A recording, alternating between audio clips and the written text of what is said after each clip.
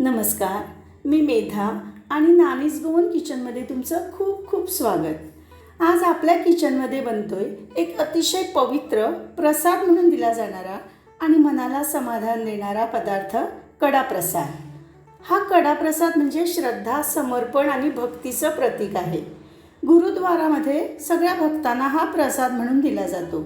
आपण सत्यनारायण पूजेला कसा शिरा बनवतो, अगदी त्याच पद्धतीने हा कडा प्रसाद बनवला जातो। चला तर मग सुरू करूया। चला बनवायला सुरू करूया। सगळ्यात आधी आपण गूळ पाण्यात विरघळवून घेऊया। हा प्रसाद करताना मी आज गूळ वापरणार आहे। 2 वाट्या पाणी घेतलेले, त्याच्यात घालते 1 वाटी गूळ आणि हा छान पाण्यात विरघळवून घेऊया। बाकीचं सगळं मेजरमेंट आपण जसा सत्यनारायण प्रसादासाठी शिरा बनवतो, 1/2 कप रवा, 1/2 कप साखर, 1/2 कप तूप, अगदी त्याच पद्धतीने हे सगळं समप्रमाणात आपल्याला घ्यायचंय। फक्त मी इथे साखरेऐवजी गूळ वापरलेला आहे आणि रव्याऐवजी आपण वापरणार आहोत गव्हाचं पीठ। बाकी सगळा प्रोसिजर हा सेमच असणार आहे।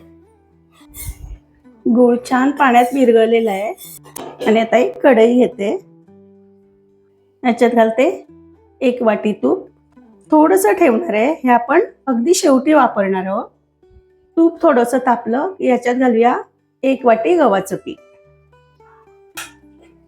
आणि हे अगदी लो फ्लेमवर आपल्याला एकदम ब्राऊन कलर होईपर्यंत भाजून घ्यायचंय। आणि एका मिनिटभरातच तुम्ही बघू शकता हे पीठ आता तूप सोडायला लागलेलं आहे, पण अजून हे तयार झालेलं नाही। थोडासा ब्राऊन कलर याला अजून यायला हवाय। फक्त 1 ते 2 मिनिटभर आपल्याला हे आणखी फ्राय करून घ्यावं लागणार आहे। आता थोडासा ब्राऊन कलर यायला सुरुवात झालेली आहे। या स्टेजवर थोडेसे काजू आणि थोडेसे बदामाचे काप मी घालून घेणार आहे, म्हणजे वेगळे आपल्याला फ्राय करायची गरज पडणार नाही। याच्यातच ते छान फ्राय होऊन जाते आणि त्याचा स्वाद पण फ्राय केल्यामुळे खूप छान लागतो। तर बरोबर हे फ्राय करून 3 मिनिटं झालेली आहे।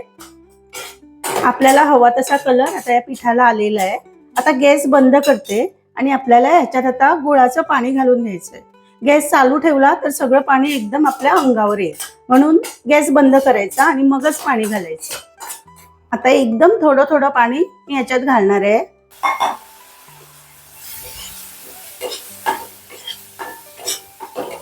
पाणी मी गाळून घेते, कारण गुळात काही घाण असेल तर ती इथे निघून जाईल। आता गॅस ऑन केलेला आहे, एकदम लो ठेवलेला आहे आणि हे छान मिक्स करून घ्यायचं। आता याचं माप एकदम सोपं आहे। 1 वाटी गव्हाच्या पिठासाठी आपल्याला 2 वाट्या पाणी घ्यायचंय, 1 वाटी गूळ घ्यायचंय। आता हे बाजूला काढून ठेवलेलं सगळं तूप मी आता घालणार आहे।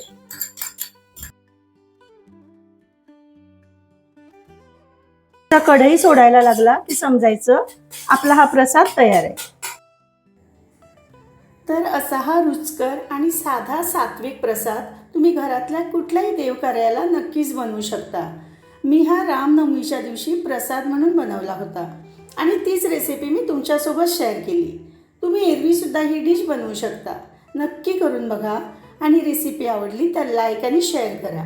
परत भेटू पुढच्या शनिवारी। तोपर्यंत स्वस्त रहा, मस्त रहा।